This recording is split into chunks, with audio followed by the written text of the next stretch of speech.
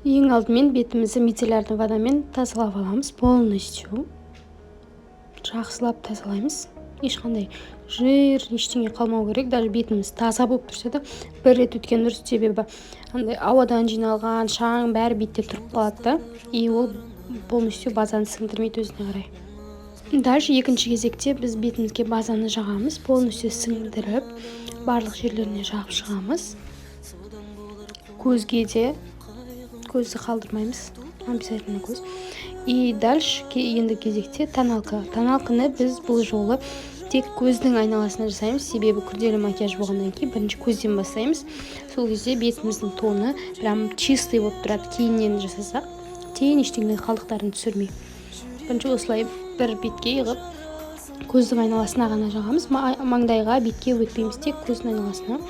И дальше осы тоналкамызды пудрить етеміз. Как обычно, пудрить етеміз.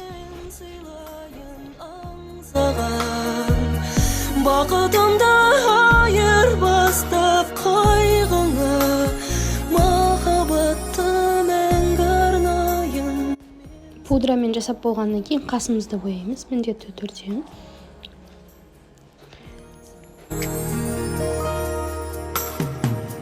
Күн шуағын төгіп шашқан ашық көк, мен өзімді ұнатамын асық боп, сенің мұңды жырларыңа қосылып.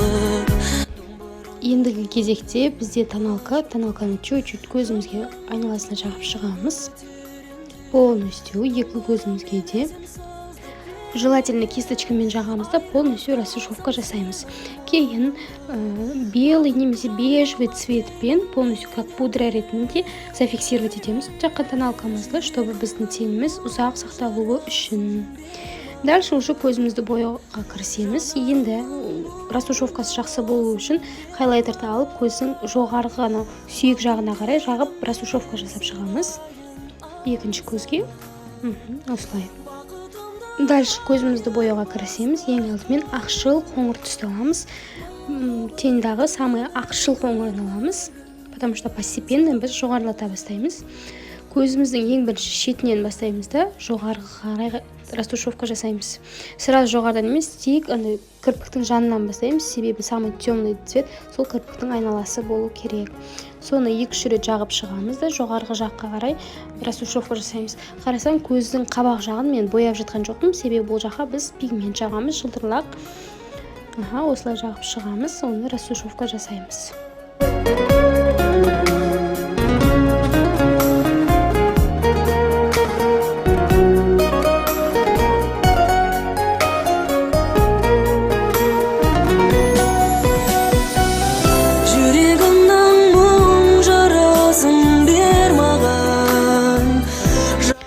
Дальше чуть темнее цвет аламыз, қоңырдан, қаттырақ қоңыр, сәл ғана. Тағы да кірпіктің жанынан бастап жағып, оны сәл көтереміз. Қабақтың жоғары қарай растушевка жасаймыз. Жоғары қарай растушевка жасаймыз. Жарасын бер маған, жанарымның мұңналы. Міндетті түрде кисточкамызды тазалап отырамыз. Кейін хайлайтер алып, жоғары жаққа тағы да жағып шығамыз.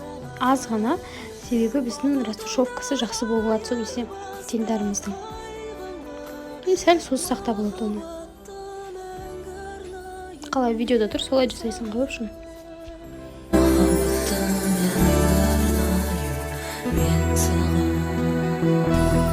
Сәл тағы да қоңырды алып, тағы да түбіне жағамыз. Бізге чуть қанағырақ қоңыр қажет.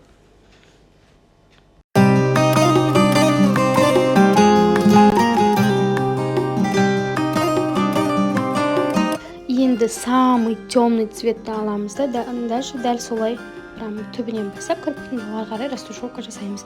Главный біздің көзіміздің астында, қастың астында сүйек бар ғой, сол сүйектен өтіп кетпеу керек біз. Темный цвет ол жаққа кетпеу керек. Бірінші ажақын кірпіктің жанына басып аламыз да, сол жерден чуть-чуть растушевка жасап, қалдық тенмен ғана жоғары өтеміз, я? Қорғызымдай ай қарайды, сен қазақтың қызы. Ендігі кезекте самый темный оттенок ол черный, бірақ мен оны бірден черный жасамаймын, қызыл екеуін қосамын, сәл араластырып, чтобы контраст болу үшін. Қатты черный емес.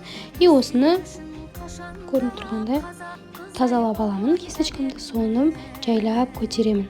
Чтобы ала болып қалмау керек менің теңдардың распорядкасы.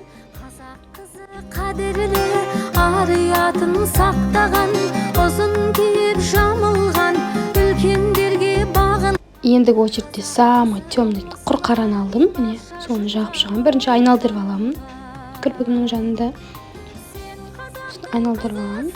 И плоский кисточкамен кірпігімнің айналасына жағып шығамын, чтобы линия болсын, ана жерде жетпей тұр.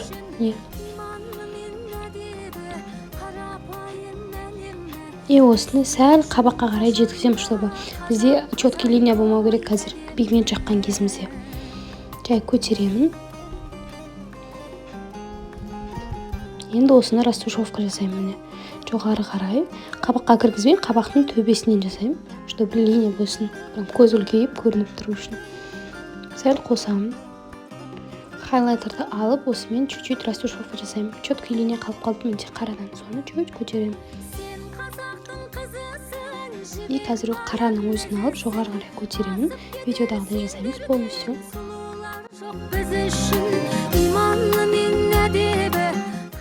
Енді кезекте менде пигментті бірінші мен қабағыма ғана жағамын, кейін кисточканы алып ең шеткін және жоғарғы жағын растушевка жасаймын видеодағыдай. Көзіміздің линиясын анықтау үшін қабағын жағып болғаннан кейін басымызды төмен қаратамыз да көзімізді жоғары қаратамыз. Сол кезде мен өзі жағылды, и сол біздің границамыз болады. Соны қасқа қарай жағын полностью растушевка жасап шығамыз. Жоғары өзімдегісіне тимейміз, тек шеткі жақтарын ғана растушевка жасаймыз, четкий линия болып тұрған жерін. Енді кезекте подводканың жағардың алдында бірінші кірпіктің біткен жерінен басап жоғары қарай көтереміз, жайлап. Қатты бас жерменіңдер, сол кезде қатты қалың болып қалмайды. Чуть-чуть аккуратно жағып шығамыз. Бірінші формасын жасап аламыз шетінің, и ортасын заполнять етеміз қалдығымен. Және тонкий слоймен алдына қарай өтеміз, и көздің прям алды бар ғой, сол жерге де сәл кіргізіп жасаймыз. Сол кезде законченный болып тұрады. Басы бар, аяғы бар деген сияқты. Не поблагодарю, не объяснить, почему я твоя, просто люблю. Менде уже екі көзім дайын, оң көзіме уже кірпік жабыстырып қойдым. Қазір бірге кірпік жабыстыратын боламыз. Кірпіктерменде пучковой пинцетпен ұшынан алып, керісінше қолымызды ұстап тұрып, бірінші клейге батырамыз да, ұзын жағын, өзіңіздің қолыңыз ұзын жағында болу керек, и кірпікке аккуратно қоямыз. Осылай қойып шығыңыз барлығына. Мен мұнда алдында жасаған макияжымнан қалған кірпіктерді қоя салдым, но жасаған жоқпын, сол үшін ол жиналып тұрған сияқты болып тұр алдыңғы клеймен. Негізі былай қарағанда нормальный көрінеді. Енді жетпей тұрған жерлеріне, пробел болып тұрған жерлеріне полностью кірпіктерді жабыстырып шығамын, чтобы пробел болмау керек. Все, мен жасап болдым кірпіктерімді. Енді көзімнің астын сүртемін, полностью кетіру керек терлерді. Таза бетке кейін тоналканы жағып бастаймыз. Тоналканы, как всегда, ең төмен жағынан, фундаментінен бастап жағып шығамыз. И қалдығымен ғана құлақ жағымызды, мойнымызға, маңдай жағымызға растушевка жасаймыз. Көзімізге де дәл солай, бірінші аваламызды бет жағымызға қарай жағып шығамыз, кейін көзіміздің астына жағып шығамыз. Қалдығымен ғана полностью жағуға болмайды, себебі тоналка жиналып қалса көзінің астындағы мелкий морщинкалар көрінеді. И полностью растушевка жасап шығамыз мойнымызға, құлақ жағымызға. И осыны біз пудрамен зафиксировать етеміз. Ұру арқылы жай аккуратно, былай жақпаймыз, кисточканы жағып істемейміз. Жан-жағына аккуратно бетінен басып арқылы жасаймыз.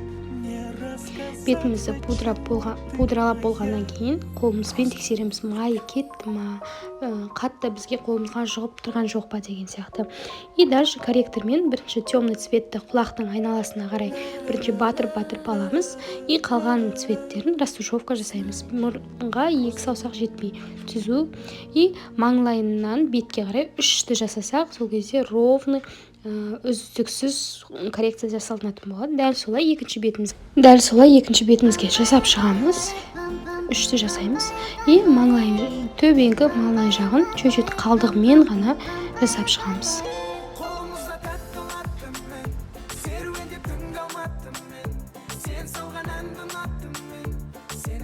Енді мұрынға кірісеміз. Тонкий кисточканы аламыз да, жай ғана басып, оны чөйчөт қағамыз, артығы түсу үшін. И полный линия жасаймыз. Қаншалықты тонкий линия жасасаңдар, соншалықты мұрын кішірейеді. Қатты баспаймыз, чөйчөт тені көрініп тұр, главный болды. Осы жетеді. После перелета кайфовая погода, а потому что я тебя не видел полгода. Да, долго знаю. Енді кезекте румяна күліп тұрған кезімізде яблочкаға жағамызды сәл сүйектің жоғары қарай тартамыз. Мұрынның ұшына етке жақсақ болады. Қалдықтарымен текені.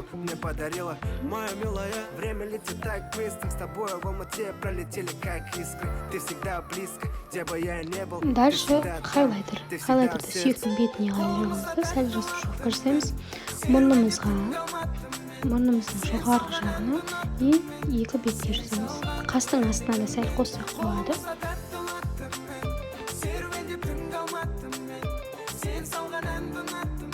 Көздің астына кірісеміз. Көздің астына самый тонкий кисточкамызды аламыз да, самый темный цветтен бастаймыз, қоңыр.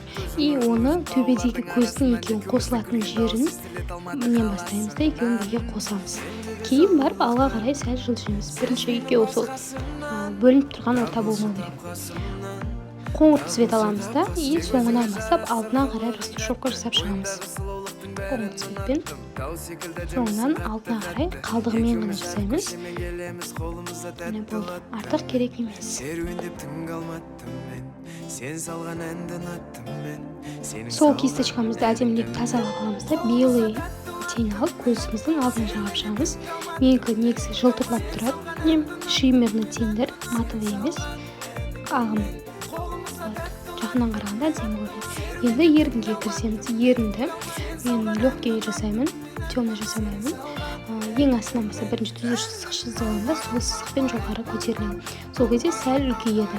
Негізгі берілген сызық бар ғой еріннің, содан біткен кезінен бастап жасаймыз. Сол кезде сәл үлкенірек болып тұрады өзіміздің ерініміз.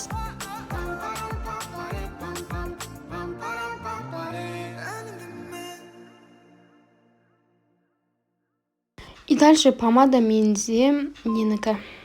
Легкий блеск, розовый блеск. Болды. Осымен біздің макияжымыз дайындап жасап болғаннан кейін обязательно видео отчет немесе фото отчет күтемін. Удачи!